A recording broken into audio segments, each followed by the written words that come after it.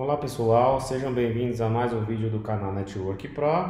Eu sou o Fernando e hoje eu vou dar sequência à demonstração de automação de tarefas no PFSense usando o Ansible.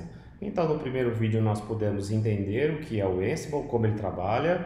Eu falei um pouquinho sobre o ambiente que eu montei para fazer a demonstração. Falei também sobre configuração e setup inicial tanto do PFSense para possibilitar que ele seja acessado pelo Ansible para fazer as tarefas, bem como a instalação dos pacotes e a configuração do Ansible em uma instalação CentOS, que é o servidor virtual que será usado para fazer as configurações das instâncias PFSense com o Ansible. Então, hoje eu vou dar continuidade, vou falar de duas atividades que podem ser feitas, que são as atividades de backup e as atividades de update, tanto de pacote quanto de sistema. Então, aqui eu tenho o playbook, que é o playbook principal, que vai chamar as roles, né, as tarefas que eu criei, que são 4. Então, aqui eu tenho o nome do playbook, já fazendo referência à versão do PFSense que eu estou usando. O grupo de hosts que está dentro do arquivo de inventário que eu vou falar mais à frente. E aqui tem uma getFacts false, né? Que é a ideia de você trabalhar com variáveis, né? Ou seja, eu poderia configurar variáveis, condições com base em algumas configurações que o Ansible busca nos clientes. Ou seja, aqui eu tenho uma série de condições. Então eu poderia falar quando o servidor for um FreeBSD, quando o vendor for VMware, instale o pacote do OpenVM Tools. Mas nesse caso eu não vou usá-lo porque basicamente os comandos que eu estou usando, as configurações que eu estou fazendo via Ansible são basicamente comandos shell. Então não há necessidade, não estou trabalhando com condições. A ideia era montar um playbook simples para demonstrar como é possível automatizar tarefas de modo simples e possibilitando que alguém que queira executar essas tarefas usando o Ansible, mesmo não conhecendo o Ansible, a partir deste vídeo consiga fazer sem maiores problemas. Por isso que eu procurei não colocar muito conteúdo.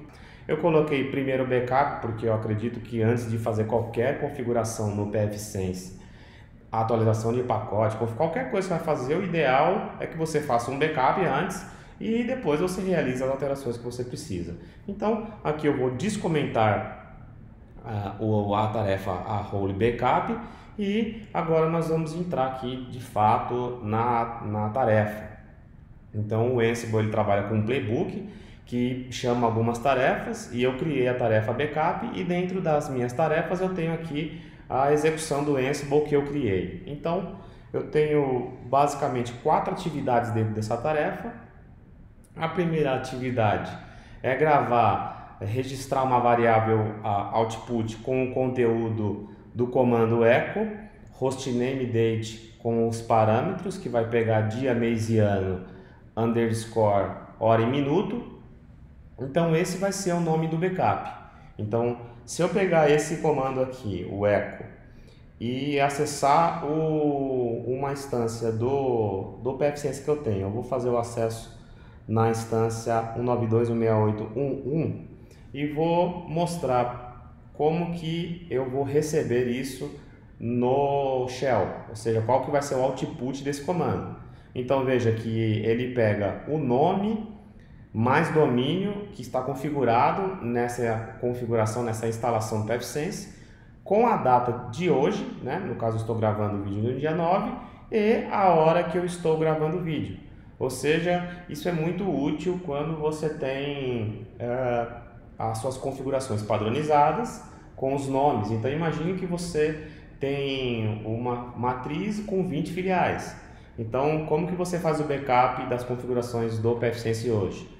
Muito provavelmente você precisa entrar em PFSense por PFSense fazendo o backup manualmente. Então isso vai tomar muito tempo. E aqui a gente vai ver que isso é simples, é questão de minutos eu faço essa configuração no Ansible, desde que você tenha acesso, é claro. Então a segunda tarefa é gerar o backup. Então se eu der um cat nesse arquivo /cf config XML, eu consigo o backup das configurações correntes ali do pfSense. Então eu vou mandar isso para tmp item, que é a saída padrão do output, que é onde eu gravei o comando echo, né? Então ele está gravado nessa variável. E aqui na terceira tarefa eu estou trazendo esse backup para o servidor Ansible, ou seja, eu vou gravar em roles backup files. E o flat aqui é para que essa cópia ela não traga o caminho completo, né? Não copie, não crie um estrutura de diretório. Ele copie só o arquivo para o diretório que eu mencionei. E aqui é uma tarefa de limpeza, ou seja, você cria o arquivo na máquina local, né? No caso no pfSense lá na ponta, copia o arquivo para a tua máquina, ou no caso o Ansible, e depois você apaga. Você não quer manter esse backup lá. Então é sempre uma boa prática você ter uma tarefa de limpeza caso você trabalhe com a criação de novos arquivos aí. Então aqui eu tenho a estrutura de diretórios da tarefa backup. Então veja que eu não tenho o diretório files, porque quando eu faço um update, um push para o Git, ele não copia pastas vazias. Então como essa pasta estaria vazia, ele não copiou. Então por isso que quando eu fiz o git clone no primeiro vídeo, ele não trouxe a pasta files. Porém, quando eu executar o comando para executar o meu playbook, o Ansible vai trazer, e como esse diretório não existe, ele já vai fazer a criação também. Então veja que com um comando eu vou conseguir fazer o backup de 6 instalações do pfSense. Lembrando que eu já tenho todas as variáveis dos grupos configuradas de acordo com que eu não preciso passar parâmetro na linha de comando na execução do Ansible. Então veja como é rápido e simples a criação de backup de 6 instalações do pfSense com Ansible. Se você tivesse 100 instalações, 200 instalações, a temática aqui, o esquema de execução seria o mesmo, né? Então, quando você tem um ambiente com diversas instalações, o Ansible é fantástico e vai te economizar bastante tempo na execução diária das tarefas. E a ideia, ultimamente, é que se crie cada vez mais automação para consumir menos tempo e os times de infraestrutura ficarem mais enxutos. Veja que agora nós já temos o diretório files dentro da role backup. Então eu vou acessar esse arquivo e veja, aqui eu já tenho todos os backups do pfSense.xml. Então essa parte de backup é uma das tarefas que eu quis apresentar no dia de hoje, e agora nós vamos para a execução de update. Então é possível que via Ansible você consiga fazer o update tanto do sistema base, ou seja, do kernel do pfSense, quanto de pacotes. Então a ideia é que tudo que você consegue fazer via shell no pfSense, você consegue portar isso para o Ansible e executar em lote, ou seja, eu tenho 30 conexões, 30 instalações do pfSense, então você consegue fazer. Então eu vou comentar o backup, porque eu não quero mais executar o backup. Eu poderia fazer todas as tarefas, executar o backup, fazer o update, criar uma regra de fire, um alias, mas agora eu vou fazer de forma individual. Então aqui o arquivo está comentado.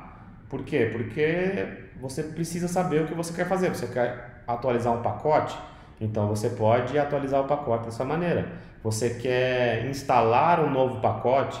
Então você pode fazer também uma tarefa. Então, por exemplo, se eu quisesse fazer o upgrade do pacote do Squid, então eu declararia essa tarefa desta maneira dentro da minha task. Então isso daqui, pessoal, é uma coisa que vai te economizar muito tempo. Tenha certeza que se você gerencia de 10, a partir de 5 eu acho que já compensa bastante você investir na implementação, na adoção desse tipo de ferramenta.